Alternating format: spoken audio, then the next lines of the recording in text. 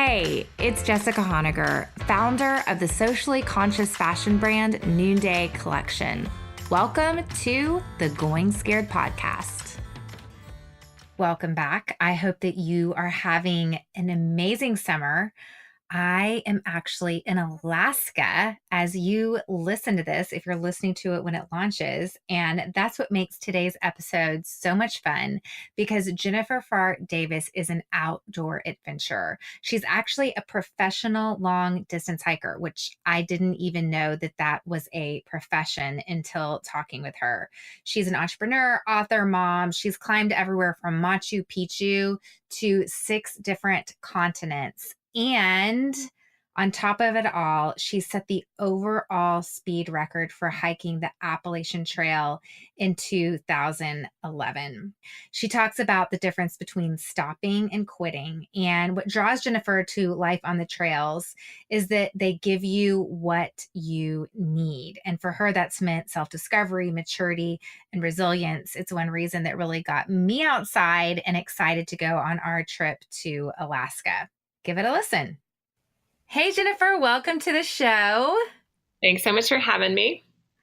And I'm really excited to talk with you today. I was just laying on a beach in Vietnam last week, and that is where I read your first book, Becoming Odessa. And then I started on your most recent book, and it really made me want to go on a hike everywhere but Pennsylvania. Well, that's really funny because every time we take a hike, my husband wants to be on a beach in Vietnam. So yeah, no, I love hiking and trails and have hiked all over the US and all over the world. And often my husband comes, happily and willingly, but there's typically a moment where he says, can't we take a normal family vacation sometime? So one day, maybe. One day you got to reward him after this book tour that you're on. I hear that you are on a 4-month book tour. So you need to wave a beach vacation at him for the end of the tour. Yeah, our reward at the end of tour is actually our oldest daughter, who's 5, starts kindergarten. So we are pretty pumped. Yes. That is a good reason to be excited. Oh my gosh. Like the moment your kid starts kindergarten or can get up on a Saturday and pour his or her own bowl of cereal is it's like life altering. Yeah, I'm a little sad. And then I'm also like, okay, we need to go have brunch and go to the spa like the first day this happens because I feel you do. Huge milestone. Yes. Okay. Well, I wanted to hear your story behind your story because in Becoming Odessa, you really start with college and post-college and don't get too much into sort of where this all came from. So tell me a little bit about how you got into long distance hiking as basically your career, one of your careers. Yeah, so I'm a professional hiker and I work in the outdoor industry, and there's no reason that I should because I didn't grow up doing much hiking or backpacking. And for most folks, it seems or feels really random. But I also think that there's a large number of people who really just yearn in their inner being to spend time outdoors. And I know at 21, I graduated from college. I knew nothing about nature. And along with that, I didn't know, what I was going to do, where I was going to live. Part of me didn't feel like I knew who I was. But all that was connected in some form or fashion with having this education that took place inside 4 walls and inside a box. And, for me, I just recognize that for most of human history, individuals, men and women, they've spent time using their bodies outdoors. And, folks have been nomadic or following herds or gathering or working in fields. And I was 21 and didn't know a maple tree or an oak tree. And so I just felt like I've got to get outside. Something is not natural in my life. And I had always heard of the Appalachian Trail. I grew up in North Carolina, and I just decided this is it. This is my adventure. I will have a normal life afterwards, but for 5 or 6 months, I'm going to go move through the woods. And so then I set off, and 5 months later, I was a completely different person, and nothing's really looked the same ever since. It's so crazy to me that you're like, I want to go discover the outdoors, so I am going to hike the Appalachian Trail. Well, I think that's the beauty of being 21, It is. Which I have to say, and maybe we'll get into this later, it takes a lot of courage to write a book at 21, knowing that you are going to change 1 trillion times between 21. Don't do it. But, I really appreciated it because as I read your book, I thought, you know what? She feels 21 in this book and how that's a real gift to a 21-year-old reading the book. But then I loved reading your most recent book and seeing that transformation take place. And it just takes a lot of courage. One of my really good friends, her name's Jen Hatmaker, and she's an author, and I think she just wrote book number 14. And she writes in the first chapter of her most recent book that you don't have to be who you once were. But to be that in front of everyone's really hard. Yeah, I didn't realize that becoming Odessa would, strike such a chord or have the success that it did. And it's sort of trapped me as a 21-year-old for the past 14 years. So one reason I'm like super motivated to try to push book sales for the pursuit of endurance is because A, I think it's my best work and I'm most proud of it. And B, I'm like, please let me grow up. Like, please. I cannot stay 21 forever. This is horrible. Well, I think it's brave and I love it. And so you should don't despise that part of your journey. So you've gone on to hike in 6 continents. You've hiked Machu Picchu, which basically is the closest I've come to anything of a long distance hike. That is the one thing we share in common is we've hiked Machu Picchu, and I did it with Giardia. Wow. So lots of kudos there. Yeah. But yeah. I'm wondering what else like this. So you kind of say like you started off on this journey, you didn't know what it would catalyze in you, but it ultimately changed your life. So let's talk a little bit about some of the things that it ultimately catalyzed in you and what it has led to, even to your current day journey.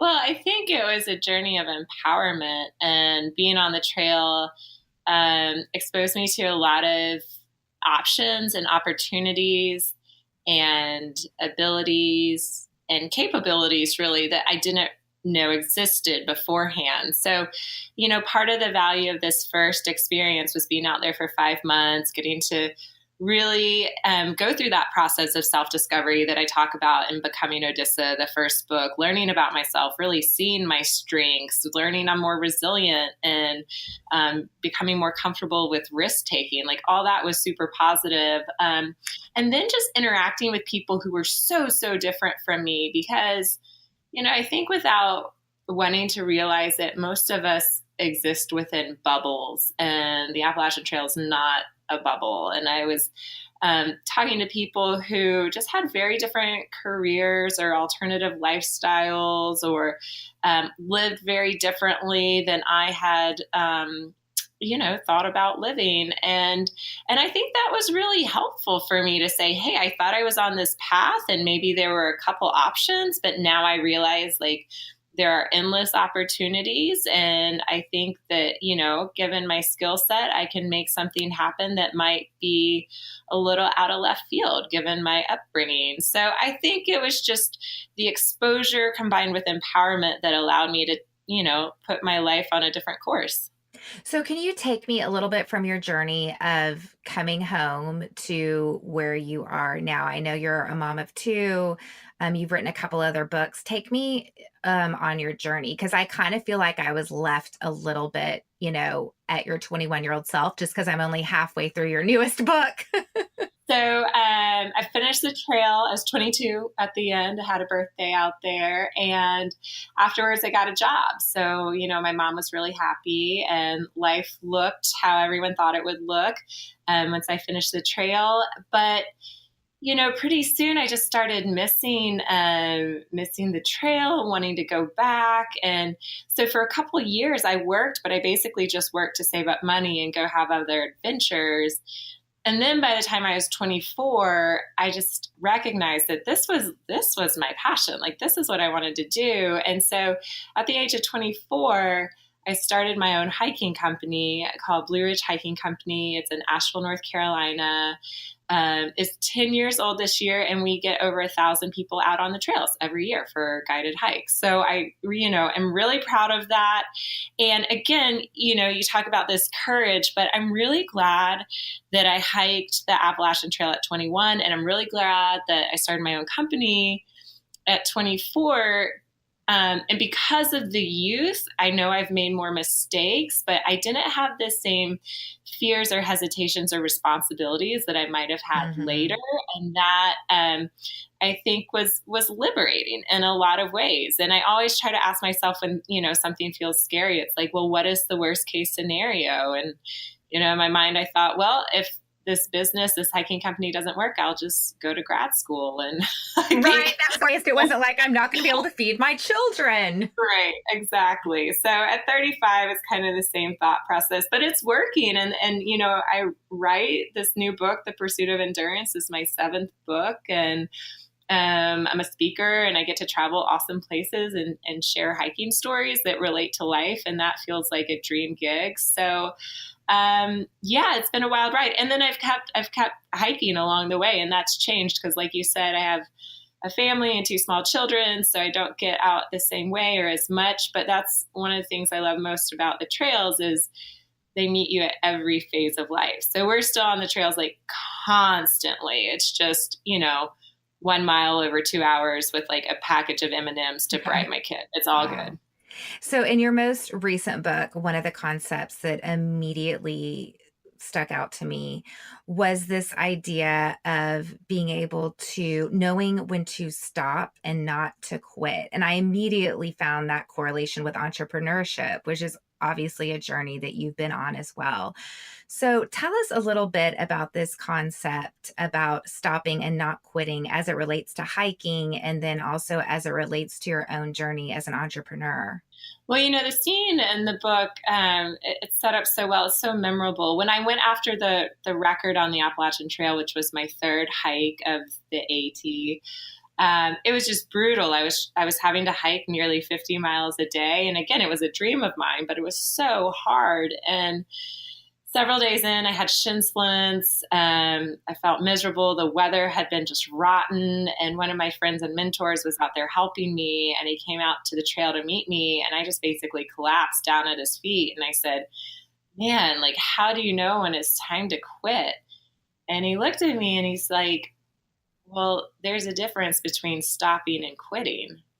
And in that moment, like, I grabbed a snack and stood up and kept walking because, like, with his answer, I knew that I would be quitting, I would be giving up because I wasn't forced in that moment to, like, not walk. Like, I still had the ability to do it. And if you have the ability and desire, then you should continue forward because anything else is quitting. And in business, I think some of the best advice I got, honestly, starting out with Blue Ridge Hiking Company was just, and I don't even know if it's true.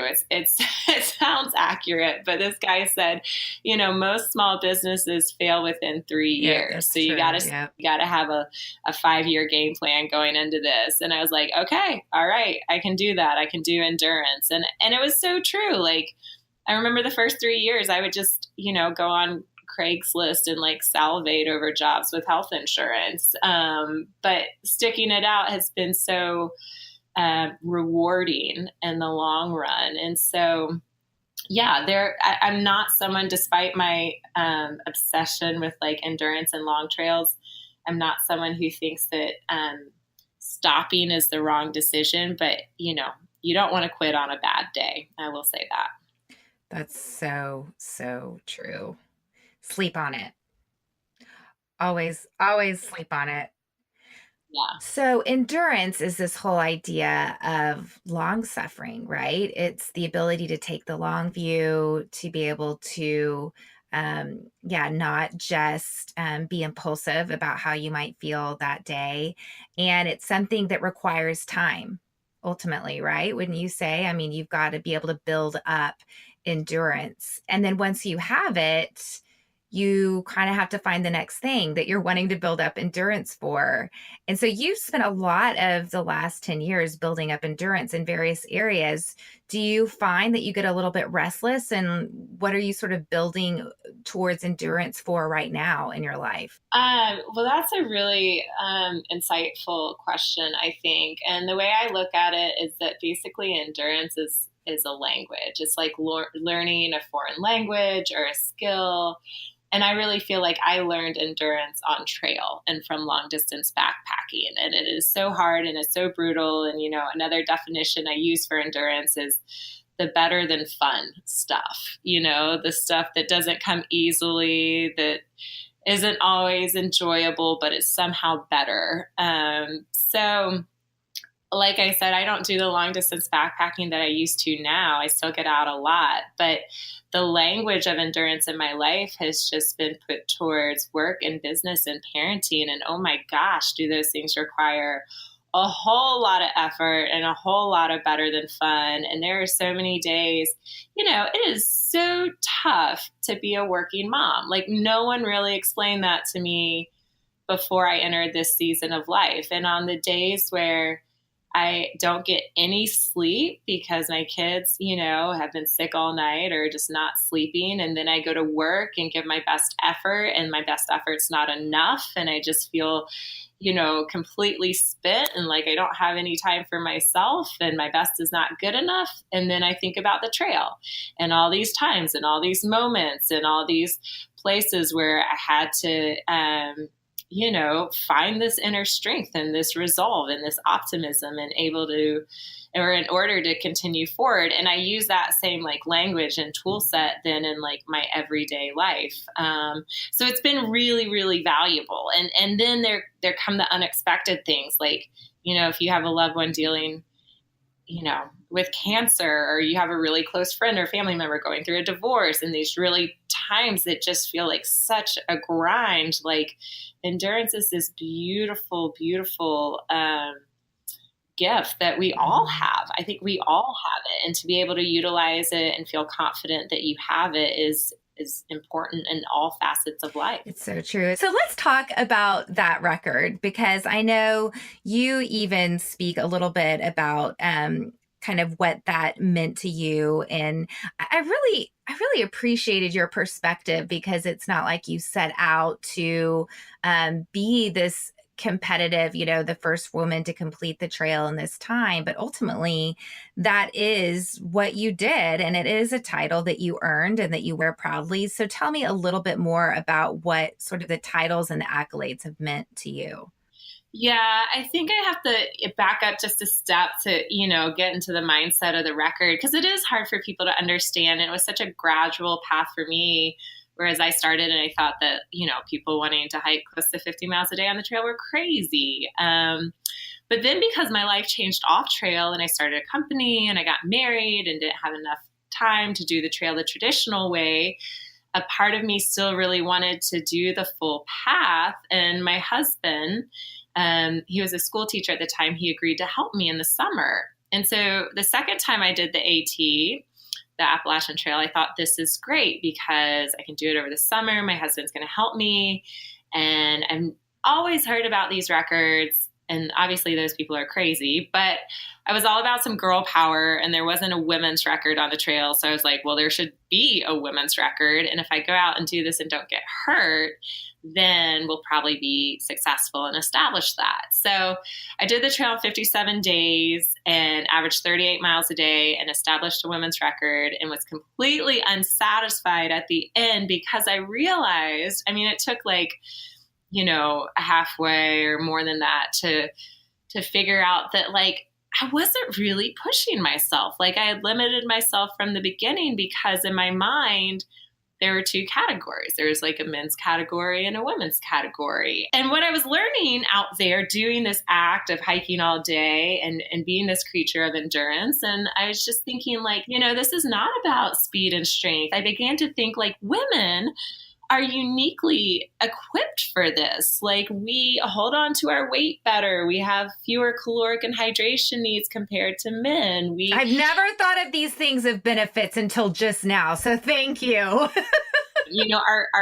hips are like so much better for carrying packs than the guys build. And like, think about pain threshold. Like women have got to have an advantage there. I just think evolutionarily with childbirth and everything else. So anyways, in my mind, I was like, I thought I was a disadvantage. And then I got to the end and I was like, okay, I know I limited myself and now I think women can compete, or maybe we even have an advantage. And so that kind of question in theory and knowing that I hadn't found my best, that's what ate away at me. And that's what made me want to go back and try for the overall record. And we were successful. But like you said, for me, the best takeaway of that, was the way I grew closer with my husband, and we learned to be better communicators along the way. And that wasn't always easy, but it was really important and good. And, I can get into some of the lessons later, but I just think it's really surprising for people when I say that one of the best days of being a record setter is the day someone breaks your record. And it sucks on one hand, like it's super sad. But the thing is, the best part is nothing changes, and all those memories and experiences and lessons and transformations and the growth you had that is like getting you through your everyday life, like that's all still there. So to me, that's the value of the experience way more than the title. Did you find yourself along this journey sort of wrapping up your worth in the title, or where have you struggled in your journey where you were getting identity and ultimately realized, wait, that's a misplaced identity right there? So that was one of like my biggest lessons on this hike, and one of the biggest carryovers to my everyday life now, because in the beginning, it did feel like it was all about the record, and I had trained so hard and I talked myself up so much that I can do this. And yet everyone thought I was crazy and I didn't want to look bad. And I had a really low point. The lowest point came on day 12, and I had gotten shin splints and dealt with a bout of hypothermia. And then on top of all that, gotten pretty sick on the trail. And so I came stumbling out to this road crossing, and I was behind record pace and I was depleted and dehydrated. And my husband was waiting there for me. And I said, we're done. We're done with the trail. We're done with the record. Just want to go home.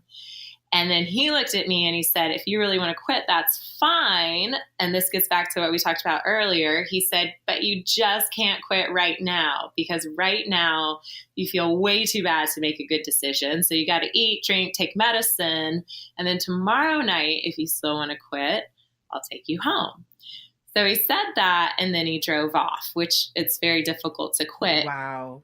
So that took a lot of courage for him. I mean, that he believed in you, girl. Well, I don't know. I think it was some of that. I think, the gift in that exchange was that he knew me better than I knew myself, and he loved me. And I also think he was a little pissed because he was like, I'm giving up my summer vacation. I don't want to be out here. Like, I'm doing this sacrificial act of love. And like, you can't quit on day 12 if you can keep going. So anyways, it was love, and I think maybe a little resentment. But yeah, by the end of the day, I was like, okay, I don't think I can set the record. I still just feel so bad. I'm way behind where I should be, but I know now if I really want to, I can keep going. So then I had this big decision, and it was, am I out here just for the record? And I knew like pretty soon it was like, the point of this endeavor is not that I have to be the best, but I really, really deep down in my heart, and before I enter the next adventure of like being a mom and pregnancy and all that good stuff, I just want to know what my best is. And I want to know what my body can do before I give it over to like a greater cause. And so I decided to keep going for that main point, like to find my best. And it was so funny because really the minute that I kind of let go of the record, I realized how oppressive it had been. Like the first 12 days had been all about numbers, miles per hour, miles per day, how little sleep I was getting, how many calories I had to eat. And I had always been comparing myself to the current record holder and like racing him. And that was sort of ironic because he had set the record, years before. So he wasn't out there. Like he was at home drinking beer. But in my mind, I was racing him constantly. And then when I let go of that, it became my hike. And as soon as I let go of the numbers and the comparisons, my miles and my performance immediately shot up and my enjoyment shot up. And I realized I was losing a lot of energy just through anxiety, and the numbers and comparisons. So again, like in my work life and everyday life, there are times where for example, the day my book came out, the guy who broke my record by 3 hours, he put a book out the same day. Oh, stop it. What? And he has like 200,000 friends and followers on social media, and I can't compete with that. And it makes me sad because I'm like, oh man. But then I come kind of full circle and think, but I know what I can do, and I love doing this, and I'm so proud of what I've done, and I can't control him, and I can't control those numbers, but I can pour all my energy and my effort into what I love to do and what I'm proud of and the story I want to tell, and I can focus on that.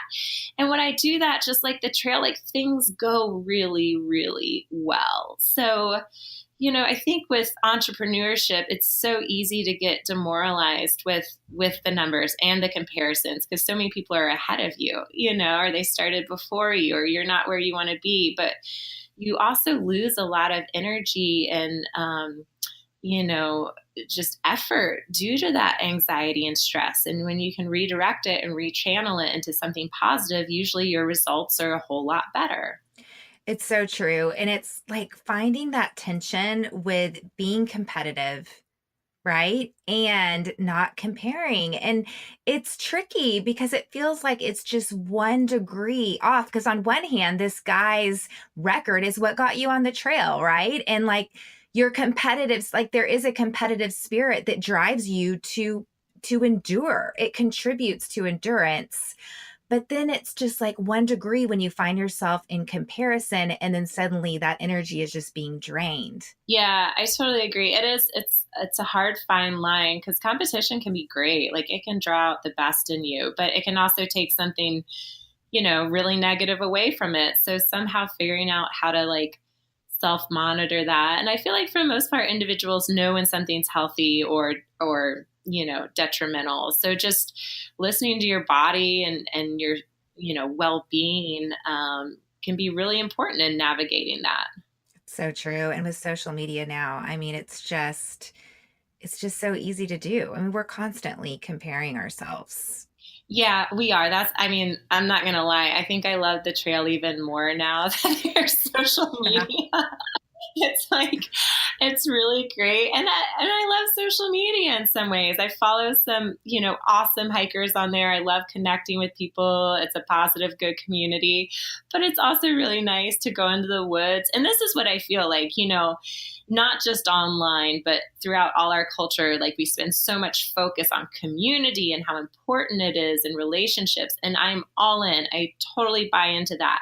But what I don't hear, which I think is equally important, is this idea of like, you got to be able to be by yourself too. Sometimes you got to be comfortable in your own skin. You got to get to know who you are, because if you're not able to do that, and if you're not comfortable and confident with who you are and what you bring to the table, you're not going to be able to be your best self within community. So again, community is so important. I hear a lot about it, but I think people also need to consider the balance of that, which is some like silence and solitude and you time. Absolutely. And I love how you describe the community of the AT, because it's like you're alone, but you're not, because there's, quite a few people along the trail who are after a shared mission as well. And I really appreciated how you're able to sort of hike with people and then kind of understand that I'm going to go alone today. But yeah, it's like solitude. It's almost like community. When you're secure in your community, it almost enables you to be able to spend more peaceful time alone. Yeah, I think I think it definitely goes both ways, and the trail is really neat that way. And I love that, you go out there, there's no hierarchy, you're not trying to impress anyone. And most of the time you don't even get to know someone's real name, because on the trail, we all have trail names or nicknames. So, instead of getting to know like what someone does for work or what car they drive or who they vote for, or, who they cheer for, or what they believe, you just get to know them really well for who they are and like how they treat you. And it's such a deep relationship where you don't have the distractions either. You get to know people really well, really quickly. And on my first AT hike, I just remember there were a handful of times where a lot of the hikers out there are early into retirement, just out of school or early into retirement, are two main groups on the trail. And like when a 70-year-old turns to you and tells you his or her biggest regret in life, that is such a powerful, valuable lesson that you never forget. And it struck me even back then. It's like, this is more important than what they taught me in college. Like, I need to remember this, like this is a wisdom that you can't really quantify. And so those valuable kind of lessons and the people who shared them with me, like that has really been meaningful in my life. And it's powerful because I feel like there aren't a ton of opportunities where we mix generations and viewpoints. We're also siloed right now. It sounds like we all need to just go to the AT, Jennifer. Is that what you're saying? Yeah. Well, if you can't go to an AT, go to a retirement home. That's what, when I get, 28-year-olds who are like, do you need a life coach? I'm like, no, I'll just volunteer at a retirement home and get way more out of it. But thank you anyway. That's some really good advice. Let's talk a little bit about Blue Ridge Hiking Company. You talked a little bit about how you started it and where are you wanting to take it? Do you have what's your vision and mission? Are you wanting to sort of take hiking to the world? Yeah, that's a really good question. And we actually reflected a lot on that recently because we're 10 years old this month, which is super exciting. And when I started it, my goal was just to do something I loved and create a sustainable part-time income and help get people outside. And, the mission is really simple. It's to make the wilderness accessible and enjoyable. And our vision is that the trail's there for everyone at every phase of life. And, I think, and this gets back to that whole competitive aspect of, maybe being an entrepreneur. Things have gone really well with the business and it's grown every year. And not that there haven't been setbacks or hard times. And probably the scariest thing with what I do is that, we take people outdoors and we have the best guides ever. They're just such wonderful people. And we have, the structures all set up properly and we have our insurance and permits and the LLC. And still at the end of the day, sometimes I go to bed just terrified that someone is going to get hurt or have a heart attack and, we're going to get sued because it's such a litigious society. And the end, just wanting to be able to take care of everyone in the woods, where part of what we're offering, you have to be able to accept some risk in that. Like, when things go wrong in the backcountry, you don't get the same type of help or assistance that you do when an ambulance can come pick you up right away. So there is that constant feeling of risk and liability. But because what I come back to all the time is just like, gosh, this is such a powerful experience for so many people. And I love our company because we are so committed to helping beginning hikers and backpackers and women and families and older couples and people with special concerns. And that's our whole celebration for our 10-year anniversary is where we have 10 scholarships for folks or individuals with special concerns who might not feel like they can get out on the trail. And we want to help them do that. So, what I've come to is that we do want to grow. We do want to help people, but there's also this like beautiful thing about feeling really organic and really local. And we do have competitors in the area now who are big, either national or international tour companies. And I think what I want is to be the expert in the Southern Blue Ridge and Appalachian Mountains. And there's a reason we started the hiking company there. It's my favorite mountains in the whole world. And that's how our guides feel. They all feel like there's nowhere else they'd rather guide. And I want people to have that type of experience too, not just someone taking them to a destination, but someone like welcoming them to their home and sharing why it's so special to them. Yes, I'm still interested in growth, but I think local and sustainable growth, and we're called Blue Ridge Hiking Company. So I think within that, the Blue Ridge Mountains, the Southern Appalachians, is a place where we want to live and thrive and really contribute to the outdoor culture. I love that. And I have never been to the Appalachians. And am I saying that right? I feel like you say banana, tomato, I say tomato, and I just called it the Appalachian. It's very regional, so it depends on where you live. But yeah, where I live and when I study the etymology of the word, I feel like Appalachian is probably Appalachian. Okay, I'm going to totally own that. Yeah. I've tried to just mimic you so far in the podcast, but I have to admit it's my first time to say Appalachian, but I just taking the cue from the expert. I think that's why they just say AT for the Appalachian Trail, is because we just shorten it and it's all good.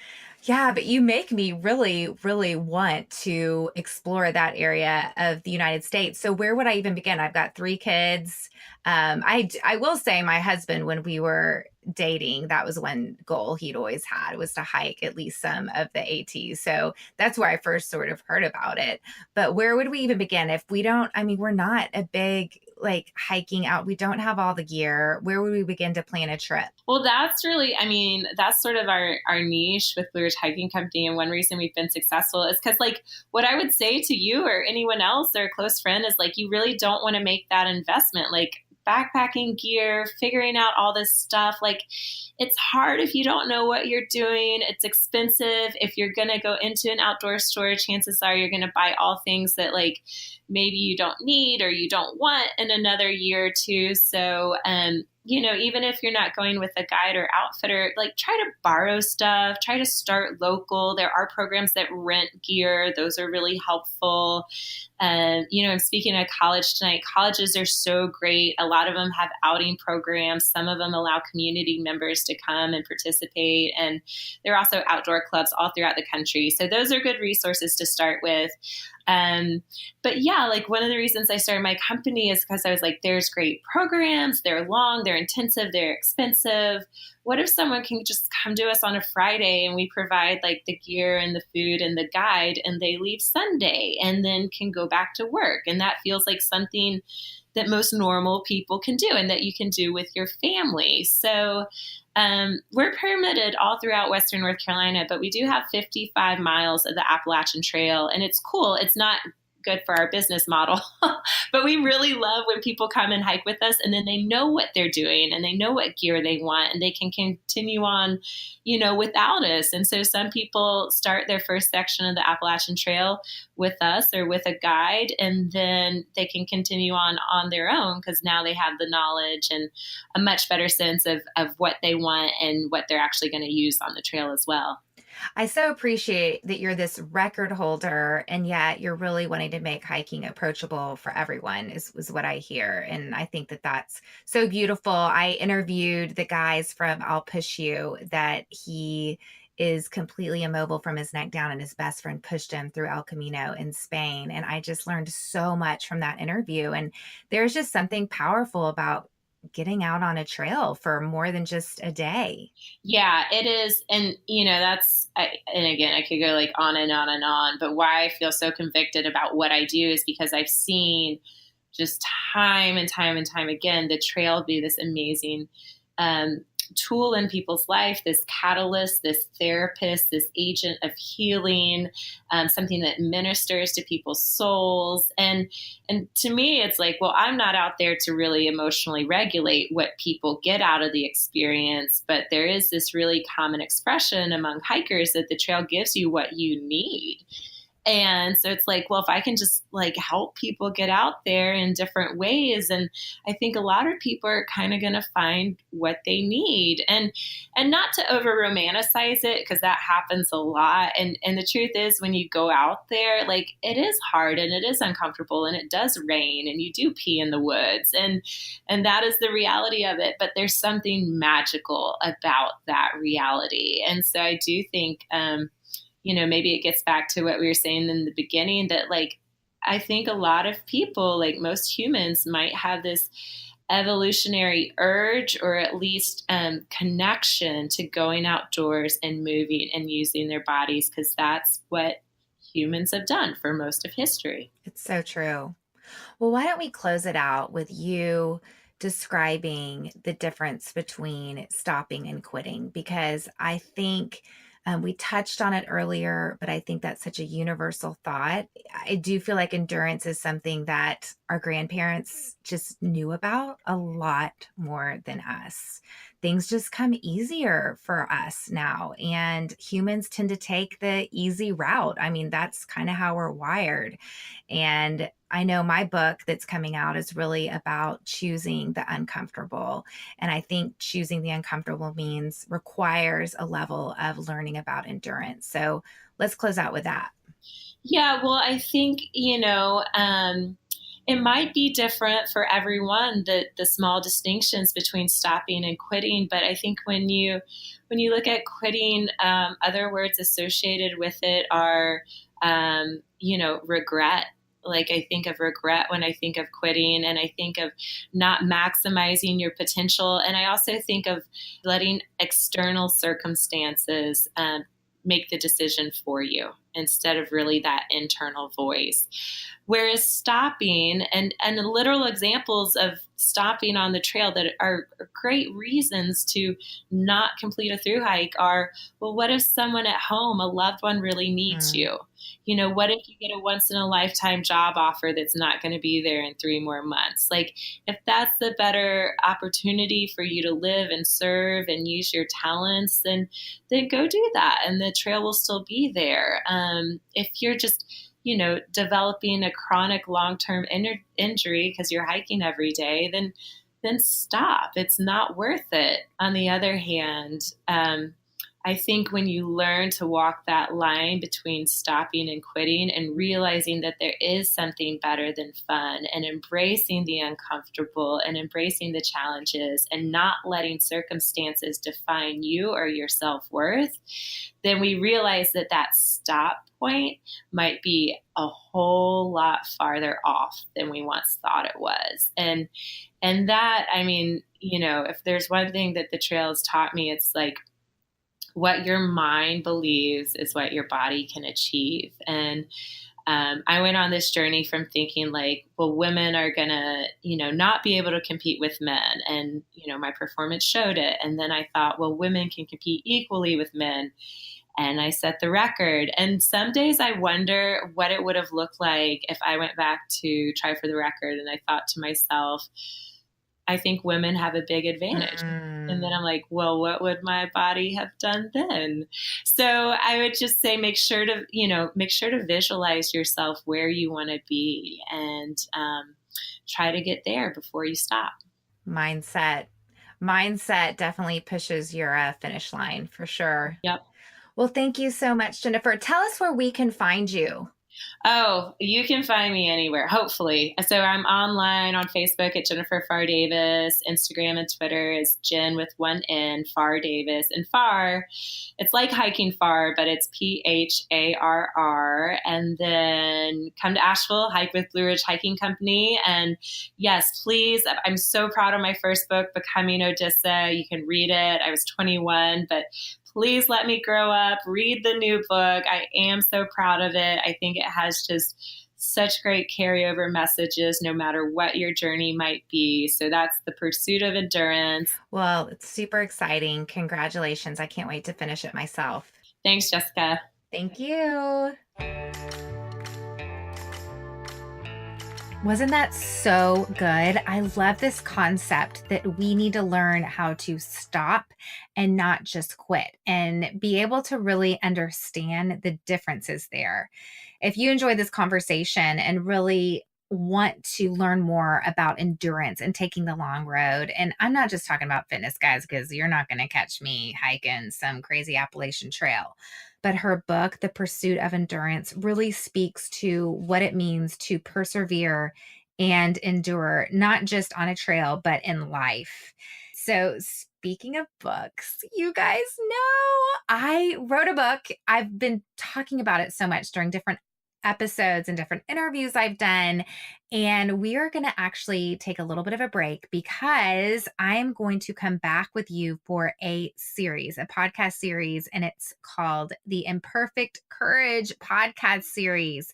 So if you haven't heard about Imperfect Courage, it's the name of my brand new book, and it is going to be launching in August. And I wrote it for you. I wrote it because I wanted to help you learn step by step how to walk through your fears towards a life of meaning and impact. And I love the tribe that we're building around this podcast. This has been in the top 200 podcasts consistently. It debuted in the top 60. We've had such great conversations, and I'm really excited to take this podcast to the next level. So you won't miss us for too long. We will be back in a couple weeks, and I will see you on the other side. Thanks again for tuning in today. Thanks so much for joining me on the Going Scared podcast today. If you like what you heard in this episode, be sure and subscribe to the podcast on iTunes and leave a review so other people will join the conversation. If you'd like some behind the scenes looks at my life as a CEO, a mom, and a courage catalyzer, be sure to follow along on Facebook and on Instagram at Jessica Honegger, Honegger. Until next time, let's take each other by the hand and keep going scared.